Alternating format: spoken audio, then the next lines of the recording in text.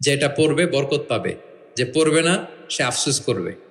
আর যে এটা আত্মস্থ করবে পড়বে, ওয়ালা তাস্তাতিউহাল বাতালা ইয়ানি আস-সাহারা, ম্যাজিশিয়ান, কোন ম্যাজিশিয়ানের ম্যাজিক তার উপর কাজ করবে না, কোন ব্ল্যাক ম্যাজিক তার কাছে কিছুই করতে পারবে না। এই সূরা যদি কেউ তেলাওয়াত করে, এই সূরা কিয়ামতের দিন এই তেলাওয়াতকারীর পক্ষে আল্লাহর কাছে সুপারিশ করবে, এমনকি তর্ক করবে যতক্ষণ আল্লাহ তাআলা তেলাওয়াতকারীকে জান্নাতি হিসেবে ঘোষণা না দেয়। এর মতো মর্যাদাপূর্ণ সূরা তাওরাত, জাবুর, ইনজিল কোথাও আসেনি। আমাদের কেউ প্রশ্ন করে যে হুজুর শুয়ে শুয়ে কোরআন তেলাওয়াত করা যাবে? মানুষের মনে প্রশ্ন থাকে অনেক। তারপর বলে অজু ছাড়া কি কোরআন তেলাওয়াত করা যাবে মুখস্থ? অনেক প্রশ্নের সম্মুখীন হয়েছে আমি এটা। আমরা তো রমাদানে তেলাওয়াত করতেছি আলহামদুলিল্লাহ। আচ্ছা, আল্লাহ রাসূল সাল্লাল্লাহু আলাইহি ওয়া আলিহি ওয়াসাল্লাম তারতিলের সাথে তেলাওয়াত করতেন। তারতিল, ওয়ারাত্তিলিল কুরআনা তারতিলা, তোমরা তারতিলের সাথে তেলাওয়াত করো। তারতিলের মধ্যে দুইটা জিনিস থাকতে হয়, এক হচ্ছে ধীরে ধীরে, দুই হচ্ছে স্পষ্টভাবে। রিপিট, আবারও বলছি, তারতিল হচ্ছে ধীরে ধীরে পড়বেন, আবার স্পষ্ট, তখন এটা তারতিল হবে। আমি আর ম্যাগি, স্বাদ ও ভালোবাসার দারুণ জুটি ফ্রম নেসলে। আমাদের বাংলাদেশে আলহামদুলিল্লাহ 1 দশক ধরে আমি বলে এসেছি যে তারাবির সালাতে খুব ধীরে পড়তে হবে, কোরআনের হক আদায় করে তারতিলের সাথে। আলহামদুলিল্লাহ অনেক বলার পরে এখন অনেক মসজিদে আলহামদুলিল্লাহ মসজিদ কমিটি সচেতন হয়েছে, ভালো কারীরা, হাফেজরা তারা খুব ধীরস্থির ভাবে পড়ায়। তারপরেও গ্রাম বাংলায় বা অনেক এলাকার মসজিদে এখনো এমন ভাবে কোরআন তেলাওয়াত করা হয় দ্রুত খতম দেওয়ার জন্য, এটা কোরআনের সাথে এক প্রকার বেয়াদবি হয়ে যায়। ইভেন মালয়েশিয়াতে অথবা ইন্দোনেশিয়াতে কোনো এক জায়গায় আমি একটা ভিডিও দেখলাম যে এমন ভাবে রুকুর উপরে সেজদা, আল্লাহু আকবার, সামি আল্লাহ, মানে 30 সেকেন্ডসে 2 রাকাত শেষ। আল্লাহ রাসূল সাল্লাল্লাহু আলাইহি ওয়াসাল্লাম 2 রাকাত পড়তে তাহাজ্জুদের নামাজে কত সময় নিতেন আমরা একটু দেখব। এইভাবে কিন্তু কোরআন তেলাওয়াত করতে নিষেধ করা হয়েছে, বরং আল্লাহ বলেছেন ওয়ারাত্তিলিল কুরআনা তারতিলা, কোরআনটা তারতিলের সাথে তোমরা তেলাওয়াত করবে। আল্লাহ রাসূল সাল্লাল্লাহু আলাইহি ওয়াসাল্লাম এভাবেই পড়তেন, ধীরে ধীরে স্পষ্টভাবে। ইয়ামুদ্দু বিহা সাওতাহু মাদ্দান, টেনে টেনে পড়তেন। আলহামদুলিল্লাহি রাব্বিল আলামিন, এই দেখেন টেনে পড়লাম। আর রহমানির রহিম, মালিকি ইয়াউমিদ্দিন, টানতেছি না? ইয়ামুদ্দু বিহা সাওতাহু মাদ্দান, টেনে টেনে পড়তেন। ইউকাত্তিউ কিরাআতাহু আয়াতান আয়াতান, প্রত্যেক আয়াত শেষে থামতেন, পজ দিতেন। This is called tartil, ওয়ারাত্তিলিল কুরআনা তারতিলা। আনাস রাদিয়াল্লাহু তাআলা আনহু বলতেন, রুব্বা কারিন লিল কুরআন ওয়াল কুরআনু ইয়ালআনুহু, কোরআনের অনেক তেলাওয়াতকারী আছে, তেলাওয়াতে সওয়াবের বিপরীতে লানত পায়। কোরআন পড়লে তো সওয়াব হওয়ার কথা, কিন্তু কোরআন তাকে কি করে? লানত করে। একটু মিলায় নেন নিজের সাথে যে আমাদের তেলাওয়াতটা কেমন। আচ্ছা, তাহলে রাসূল সাল্লাল্লাহু আলাইহি ওয়াসাল্লাম তারতিলের সাথে তেলাওয়াত করতেন, পাশাপাশি তিনি খুব সুমধুর কণ্ঠে তেলাওয়াত করতেন এবং তিনি আদেশ করতেন, যায়িনুল কুরআনা বিআসওয়াতিকুম, তোমরা তোমাদের গলায় যে আল্লাহ তাআলা সুর দিয়েছেন ওই সুর দিয়ে কোরআন তেলাওয়াত করো। যার যতটুকু সুর আছে, সবার হয়তো অত সুরেলা হবে না, যতটুকু, প্রত্যেকের একটা সুর আছে না নাই বলেন? যতটুকুই দিয়েছে আল্লাহ তাআলা আপনার গলায় সুর, ওই সুরটাকে ব্যবহার করে আপনি কোরআন তেলাওয়াত করবেন। রাসূল সাল্লাল্লাহু আলাইহি ওয়াসাল্লাম সুর দিয়ে কোরআন পড়তেন এবং তিনি বলেছেন, লাইসা মিন্না মান লাম ইয়াতাগান্না বিল কুরআন, আমার যে উম্মত সুর করে কোরআন পড়ে না সে কবু আমার উম্মত হতে পারে না, সুর করে পড়তে হবে। বারা ইবনে আযিব রাদিয়াল্লাহু তাআলা আনহু বলেন যে আমি একবার দেখলাম এশার নামাজের সময় ক্বারা রাসূলুল্লাহ ফিল ইশাই বিত্তিনি ওয়াজ যাইতুন, মানে ওয়াত্তিনি ওয়াজ যাইতুন ওয়া তুরি সিনিন, এই সূরাটা দিয়ে রাসূল সাল্লাল্লাহু আলাইহি ওয়াসাল্লাম দেখলাম একবার এশার নামাজের ইমামতি করতেছেন। বারা ইবনে আযিব রাদিয়াল্লাহু তাআলা আনহু তিনি বলতেছেন, এবং তিনি বলেন, ফামা সামিআতু আহাদান আহসানা সাওতাম মিনহু, আমার জীবনে এত সুরেলা কণ্ঠের অধিকারী কোন মানুষের তেলাওয়াত আমার জীবনে আমি শুনি নাই।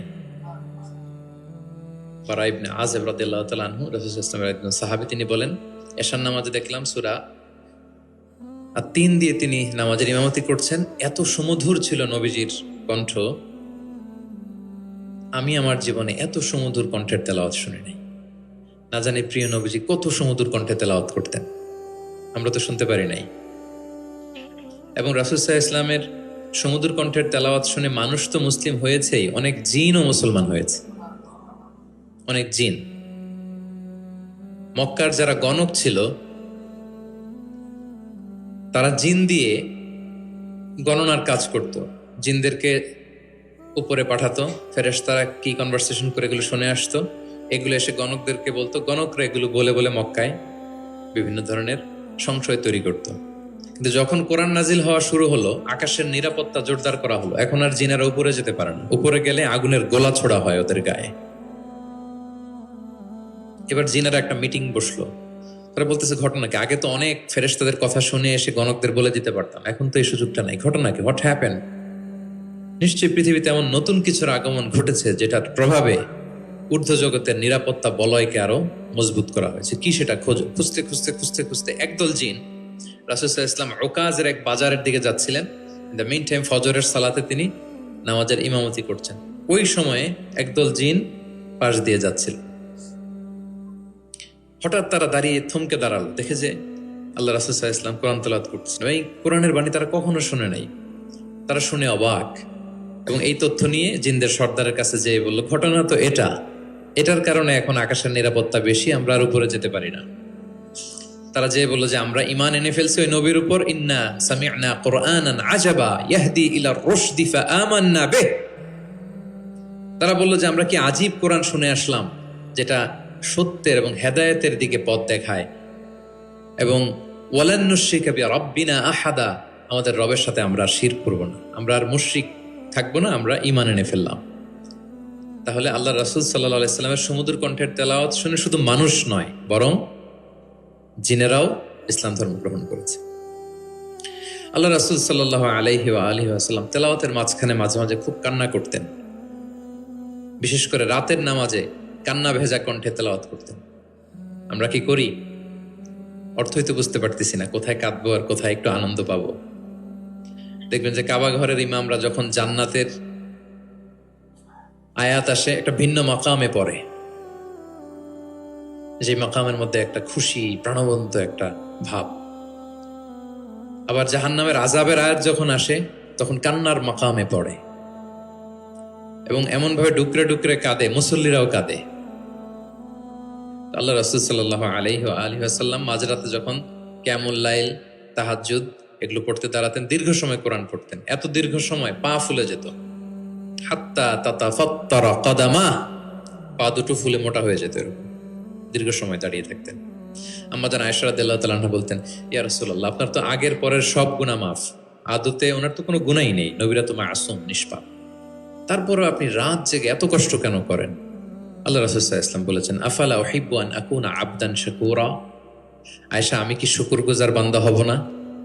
মানে আমার আল্লাহ আমাকে ক্ষমার ঘোষণা দিয়েছে, ঠিক আছে, কিন্তু আমি কি শুকরগুজার হব না? আমার রোলটা তো আমি প্লে করব, আমার সর্বোচ্চ তো উজাড় করে আমি আমার রবের সামনে পেশ করব। মাঝরাতে তিনি দীর্ঘ সময় দাঁড়িয়ে তেলাওয়াত করতেন, পা ফুলে যেত। মাঝে মাঝে একটি আয়াত পরে থামতেন, সে আয়াত নিয়ে ভাবতেন, কাঁদতেন, বারবার কাঁদতেন, পড়তেন, তার দাড়ি ভিজে যেত। প্রতিটি আয়াত তিনি অনুভব করতেন হৃদয় দিয়ে, তার হৃদয়কে নাড়া দিত। এভাবে তিনি তেলাওয়াত করতেন। এক সাহাবী বর্ণনা করেন, একবার আল্লাহ রাসূল সাল্লাল্লাহু আলাইহি ওয়াসাল্লামকে আমি রাতের সালাতে দেখলাম, এমন ভাবে তিনি কাঁদছেন, ওয়ালি জাউফিহি আযীরুন কাআযীরিল মিরজালি মিনাল বুকা। গরম পানি ফুটাতে দিলে ড্যাগের ভেতরে গরম পানির যেরকম টকবকে উতলে ওঠার একটা শব্দ, এরকম উতলে ডুকরে ডুকরে কান্নার একটা শব্দ আমি শুনতে পেলাম। এভাবে তিনি কাঁদছিলেন। যেদিন বদরের যুদ্ধ, তার আগের রাতে আলী রাদিয়াল্লাহু তাআলা আনহু বলেন, সেনাবাহিনীর ছাউনির মধ্যে সব সাহাবারা, 313 জন সাহাবা, সবাই রাতে ঘুমাচ্ছে একটু এনার্জি নেওয়ার জন্য, সকালে যুদ্ধ শুরু হবে। কিন্তু আমি দেখলাম সবাইকে ঘুম পাড়িয়ে আল্লাহ রাসূল সাল্লাল্লাহু আলাইহি ওয়াসাল্লাম নামাজে দাঁড়িয়ে কাঁদছেন। সব সাহাবারা ঘুমিয়ে আছে, কিন্তু আমি খেয়াল করে দেখি যে রাসূল সাল্লাল্লাহু আলাইহি ওয়াসাল্লাম ঘুমান নেই, গাছের নিচে দাঁড়িয়ে তিনি সারা রাত ব্যাপী কান্না করছেন আর তেলাওয়াত করছেন। এভাবে তিনি কোরআনকে ফিল করতেন।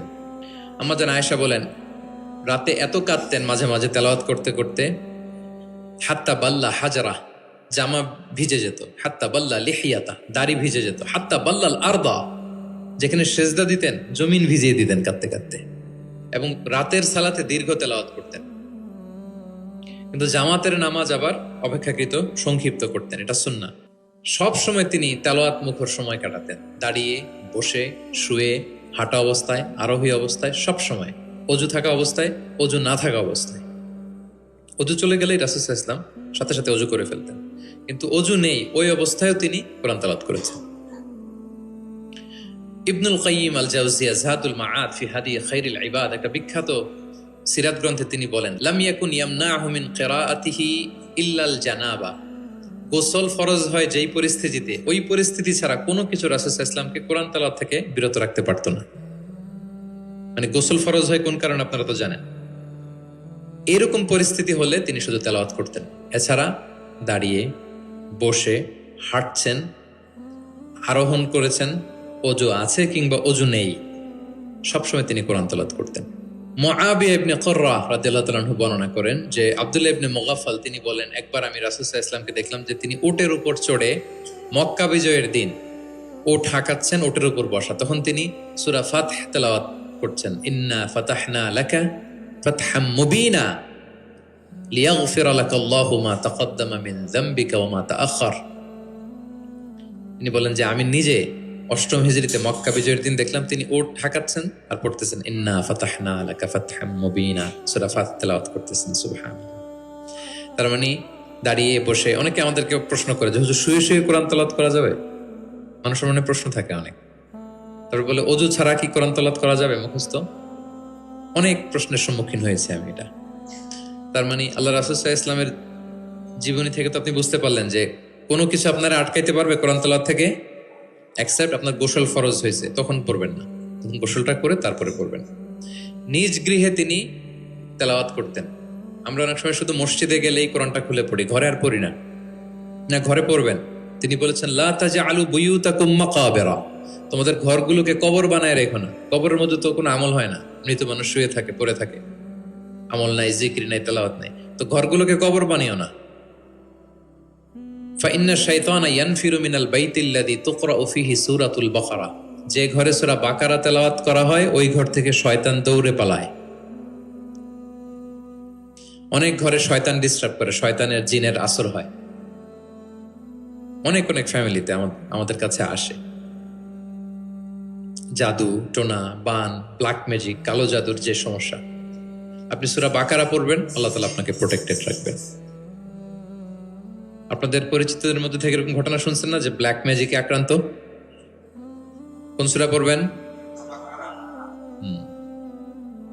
যারা খুব বেশি আক্রান্ত, অল্প সাউন্ডে সূরা বাকারাটা চালিয়ে ঘুমিয়ে পড়বেন, সারা রাত যেন তেলাওয়াত চলে। কোনো ব্ল্যাক ম্যাজিক আপনার ক্ষতি করতে পারবে না ইনশাআল্লাহ। অল্প সাউন্ডে MP3 করে কি করবেন? চালিয়ে রাখবেন। সূরা বাকারাকে খুব গুরুত্বের সাথে পড়তে বলেছেন আল্লাহ রাসূল সাল্লাল্লাহু আলাইহি ওয়াসাল্লাম। তিনি বলেছেন ইকরাউ সূরাতাল বাকারা ফাইন্না আখযাহা বারাকা ওয়া তারকাহা হাসারা ওয়া লা ইস্তাতিউহাল বাতালা। যেটা পড়বে বরকত পাবে, যে পড়বে না সে আফসোস করবে, আর যে এটা আত্মস্থ করবে পড়বে ওয়ালা তাস্তাতিউহাল বাতালা ইয়ানি আস-সাহারা, ম্যাজিশিয়ান, কোন ম্যাজিশিয়ানের ম্যাজিক তার উপর কাজ করবে না, কোন ব্ল্যাক ম্যাজিক তার কাছে কিছুই করতে পারবে না। এজন্য ঘরে ঘরে কোন সূরা? সূরা বাকারা। এই বাকারার মধ্যে একটা স্পেশাল আয়াত আছে, 255 নম্বর আয়াত, যেটাকে বলা হয় আয়াতুল কুরসি। এটা রেগুলার পড়বেন প্রত্যেক ফরজ সালাতের পরে। মান ক্বারা আয়াতাল কুরসি দুবরা কুল্লি সালাতিন মাকতুবাতিন লাম ইয়ামনাহু মিন দুখুলিল জান্নাতি ইল্লাল মাউত। প্রত্যেক ফরজ সালাতের পরে যে ব্যক্তি আয়াতুল কুরসি তেলাওয়াত করবে ওই ব্যক্তির জান্নাতে প্রবেশের ক্ষেত্রে আর কোনো বাধা থাকে না, একটা জিনিস ছাড়া, মৃত্যু। লোকটা মরে না তাই জান্নাতে যায় না, মরলেই জান্নাতি। প্রত্যেক ফরজ সালাতের পরেই আপনারা পড়বেন। যারা পড়েন কন্টিনিউ করবেন, আর যারা পড়েন না মনে রাখবেন। একবার উবাই ইবনে কাব রাদিয়াল্লাহু তাআলা আনহুকে বললেন আতুহিব্বু আন উআল্লিমাকা সূরাতান লাম ইয়ানজিল ফিত তাওরাত ওয়ালাল ইনজিল ওয়ালা জাবুর। হে উবাই, তুমি কি চাও যে আমি তোমাকে এমন একটা সূরা শিখাবো যেটার মতো মর্যাদাপূর্ণ সূরা তাওরাতেও নাই, ইনজিলেও নাই, জাবুরেও নাই, কোথাও নাই, এত মর্যাদাপূর্ণ? তিনি বললেন বালা ইয়া রাসূল, অবশ্যই শিখাবেন। তখন আল্লাহ রাসূল সাল্লাল্লাহু আলাইহি ওয়াসাল্লাম বলেন সেই সূরাটা তুমি নিজেই জানো। সেটা কি? সেটা হচ্ছে কাইফা তাকরাউ ফিস সালাহ, তুমি নামাজে কোন সূরা পড়ো, মানে কোন সূরা ছাড়া নামাজ হয় না, বলেন তো? সূরা ফাতিহা। আল্লাহ রাসূল সাল্লাল্লাহু আলাইহি ওয়াসাল্লাম বললেন এই সূরা ফাতিহা এটা যেন তেন কোনো সূরা নয়, এর মতো মর্যাদাপূর্ণ সূরা তাওরাত, জাবুর, ইনজিল কোথাও আসেনি। ইন্নাহা লাহিয়া সাবউল মাসানি ওয়াল কুরআনুল আযীম, এটা নিত্য পাঠনীয় সপ্ত বাক্য। সূরা ফাতিহায় মোট কয়টা বাক্য? 7টা। সবাই বলেন কয়টা? এটাকে বলে সাবউল মাসানি, মানে সব সময় পড়া হয় এমন 7টা বাক্য। ওয়ালাকাদ আতাইনাকা সাবআম মিনাল মাসানি ওয়াল কুরআনুল আযীম, এটা সব সময় পড়তে হয়। আবু হুরায়রা রাদিয়াল্লাহু তাআলা আনহু বলেন যে আল্লাহ রাসূল সাল্লাল্লাহু আলাইহি ওয়াসাল্লাম একবার আমাদেরকে উৎসাহ দিয়ে বললেন যে একটা সূরা আছে, এই সূরার 30টা আয়াত, এই সূরা যদি কেউ তেলাওয়াত করে এই সূরা কিয়ামতের দিন এই তেলাওয়াতকারীর পক্ষে আল্লাহর কাছে সুপারিশ করবে। এমনকি তর্ক করবে যতক্ষণ আল্লাহ তাআলা তেলাওয়াতকারীকে জান্নাতি হিসেবে ঘোষণা না দেয়। বলেন তো কোন সূরা এটা? সূরা মুলক। হ্যাঁ। অনেক মানুষ আলহামদুলিল্লাহ, শতাধিক মানুষ দেশে বিদেশে এয়ারপোর্টে আমাকে দেখা হইলেই বলে যে শেখ আপনার সূরা মুলকের তাফসীর শুনে আমি সূরা মুলক মুখস্থ করেছি। আলহামদুলিল্লাহ, আমার সৌভাগ্য। অনেকে বলে যে সাইয়্যিদুল ইস্তিগফার আপনার আলোচনা থেকে শুনে মুখস্থ করেছি। তারপর অনেকে বলেছে যে আস্তাগফিরুল্লাহর আমলটা আপনার আলোচনা থেকে শুনে আমরা অভ্যস্ত হয়েছি। আলহামদুলিল্লাহ, এটা অভ্যাস করবেন। আমাদের এই ভিডিওটি যদি আপনার ভালো লেগে থাকে তাহলে ভিডিওতে একটি লাইক দিতে পারেন এবং আপনার প্রিয়জনদের সাথে শেয়ার করতে পারেন এবং এইরকম আরও ভিডিও পেতে আমাদের ইউটিউব চ্যানেলটি সাবস্ক্রাইব করে পাশে থাকা বেল আইকনটি অন করে দিন।